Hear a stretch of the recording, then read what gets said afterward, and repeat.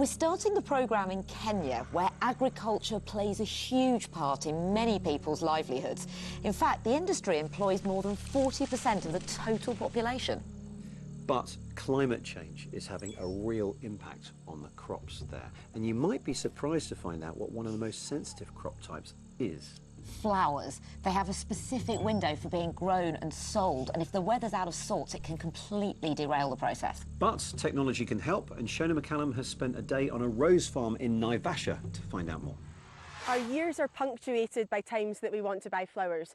Valentine's, birthdays, Christmases, and the chances are when you look in your bouquet, one of the stems would have been grown here in Kenya.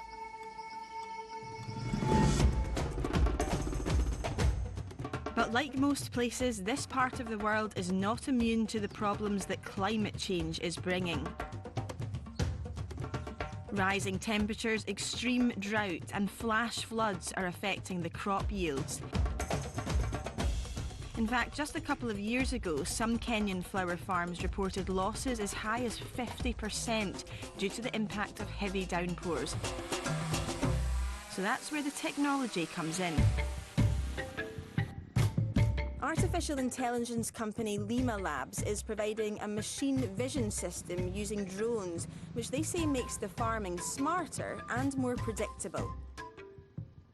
We use a camera on the drone to take images of crops in the farm, and then once we've gotten those images, we send them to the office, and then we're able to process them and give insights to farmers.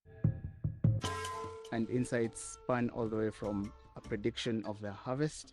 It spans all the way to a prediction of the stem density, growth rates, probably in the future even detection of pests and diseases.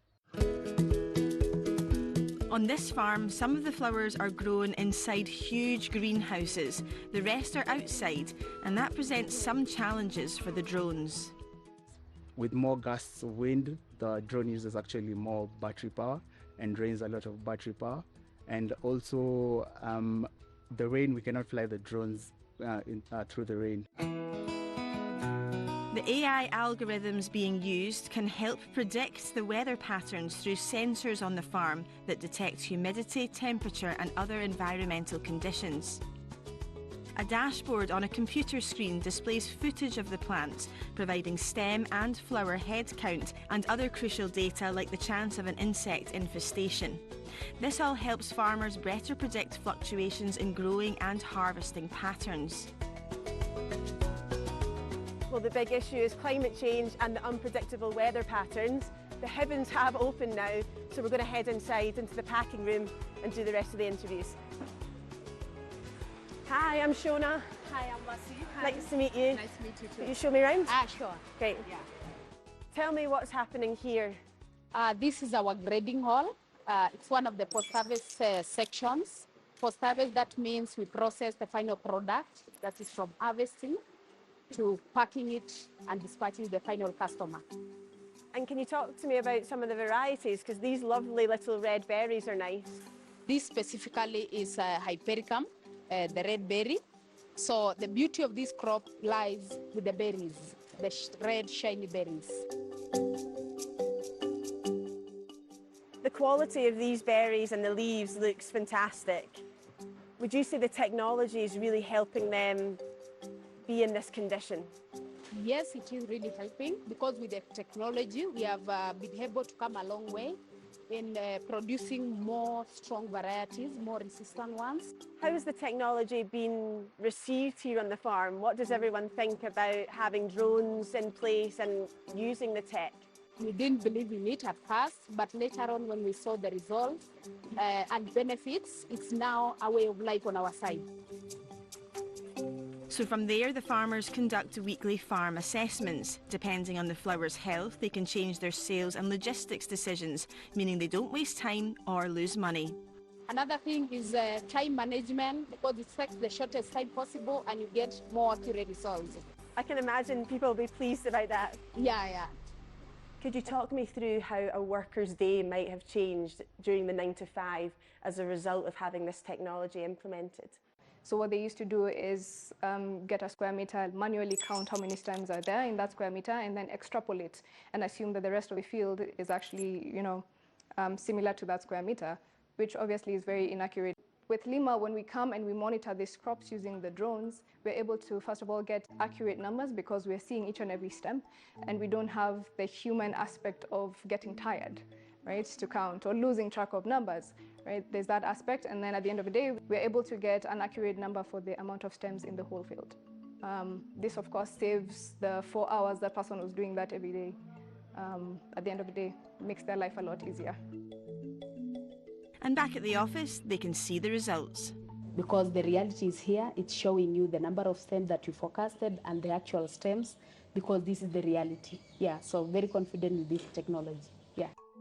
Technology is rapidly changing agriculture in many ways, and this farm is certainly taking steps to move beyond the traditional and into a data-driven business. That was Shona, and we'll have more stories from Kenya in next week's programme. Now, for many of us, just as our kids start to grow up and live their own lives, we may be facing the worry about ageing parents. And generally, they want to stay in their own home for as long as possible and maintain their independence. But that's not always simple. Well, there is a pilot project in Finland which is testing devices that keep a non-invasive eye on elderly people and raise the alarm if something's not right. Here's Romana Kreider. How can you be sure that your elderly or sick family members are safe when you cannot be with them 24/7? Okay, think it that way, that you have a relative that has been fallen in home, maybe unconscious sometime, but they were too weak to crawl up and call for help. So it might take days that somebody find that, okay, there has been somebody fallen and nobody helps. Finland has one of the largest aging populations in the world, and many elderly who have fallen find themselves on the floor for a prolonged period of time before they are noticed and helped. To prevent these so-called long life falls from happening, the city of Helsinki is piloting some new tech. And this box by Swiss company Kumea is supposed to contain the solution. Humans give off radiation, and their sensors can monitor the electromagnetic field around us using radio wave technology. The three-dimensional radar captures around 100 million motion points every second.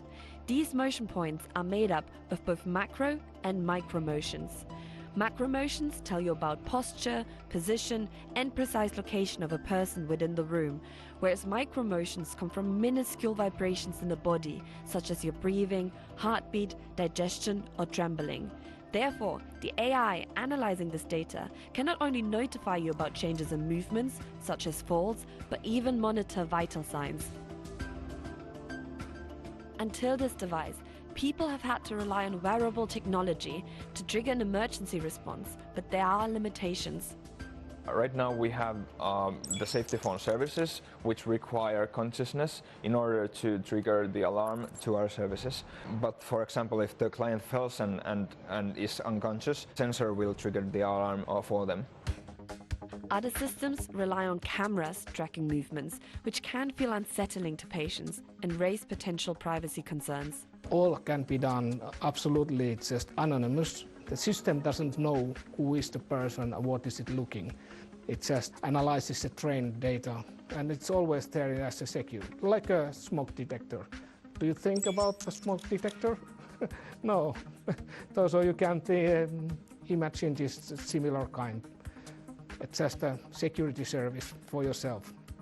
The company says it's not just about responding to emergencies, but also about preventing them. We can monitor the patient's behavior, for example, walking and walking speed and the times when they are active. If the walking speed is decreasing at the time, then we can basically order like a physical therapist to their house. We can target different resources based on the data. This also applies to changes in other areas, such as their sleep quality, helping to get a better understanding of a patient's state and need for medical attention. In Finland, the tech is being tested both in people's houses as well as in care homes, meaning the system can give peace of mind for family members and ease the burden on nurses too. In terms of our population demographic, we have a major problem. Our population is aging, is aging rapidly.